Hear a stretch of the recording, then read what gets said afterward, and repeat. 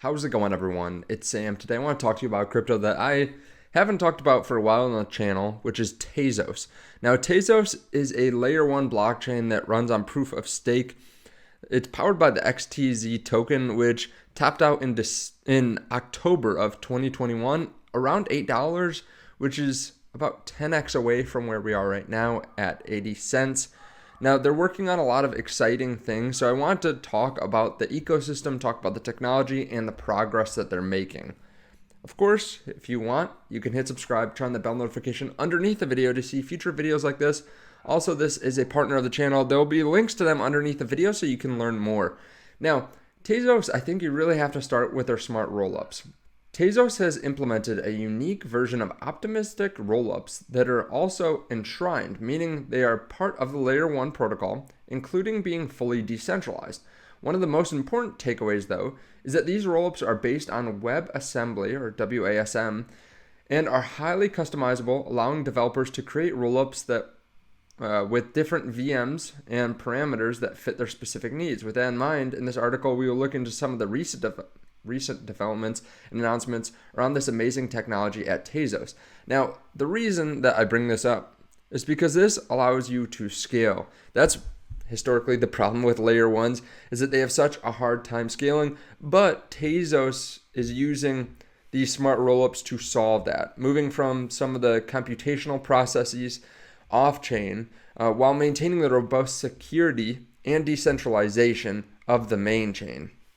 So, how has this worked for them? Have they been able to scale up transactions? Yes. So with smart rollups, they've been able to hit now 1 million TPS in a demo. This is coming from TezDev 2023, about 4 months ago. You can go search for this on YouTube to hear more about it because they have a lot of informational material, Tezos does, on YouTube, on their channel. It's a small channel right now, 4.3 thousand subscribers, but they have a lot of really informational videos. Now, how do they do this? How do you explain smart rollups? Well, smart rollups are a revolutionary way to process transactions. Basically, traditional blockchains can be likened to a single lane road where transactions queued up to be processed. Smart rollups, on the other hand, expand this into a multi-lane superhighway, allowing more transactions to be processed concurrently, which makes a lot of sense, right? Specifically, smart rollups are a type of layer 2 solution. They are customizable, facilitate high speed and resource intensive computations, and remarkably, manage to keep transaction fees minimal. What sets Tezos smart rollups apart is their adaptability.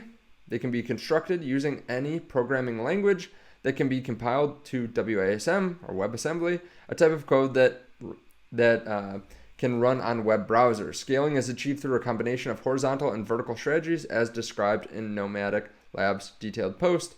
Now, the cool thing about this is you'll actually be able to use Tezos in some of the massive potential use cases in crypto, right?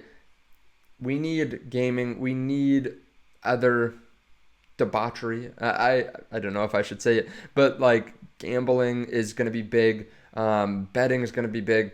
Games are going to be big. NFTs are going to be big. There are so many things that are going to require a lot of transactions per second, and they can be built on something like this that's highly customizable that can handle those transactions for low costs.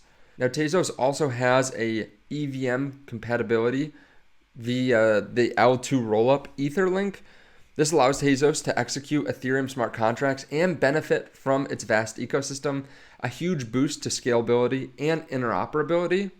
Etherlink's rollup enables faster and more cost-effective transactions for a stronger DeFi and NFT ecosystem, which that's going to be imperative, as I said, to be able to work with Ethereum-based applications because Ethereum is the largest layer 1 with the most activity right now.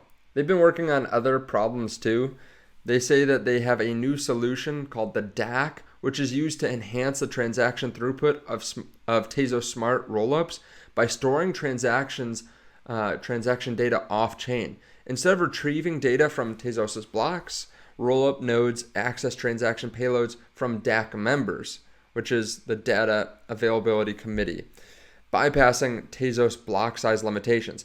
There's also a data availability layer, or DAL, which stores data and provides guarantees about its availability by relying on layer 1 consensus, i.e. Bakers. Bakers continuously monitor the DAL and attest on layer 1 whether a given piece of data is available on the DAL or DAL. So both ultimately solve the challenge of having Tezos protocol guarantee availability of rollup transaction data without having to store it on layer 1 blocks.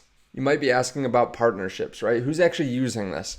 Well, Tezos is used as a primary blockchain by most of the arts and culture community. This is because of their strong relationship and association with artists, efficient and cheap fee structures, and a huge NFT marketplace on objkt.com. And you can see this because the Musée d'Orsay is partnering with Tezos to expand Web3 offerings. This is about a year-old partnership to use them as their Web3 arts and culture ecosystem. If you don't know who they are, it's actually a museum in Paris, France, on the left bank of the Seine. It is housed in the former Gare d'Orsay, a railway station built between about 1898 and 1900. It holds a lot of French art. Now, I'm probably murdering the names there, so I apologize for that. Now, on the sports side of the equation, they've partnered with two massive brands, including Manchester United, who they're teaming up with, offering fans a free collectible for each home game.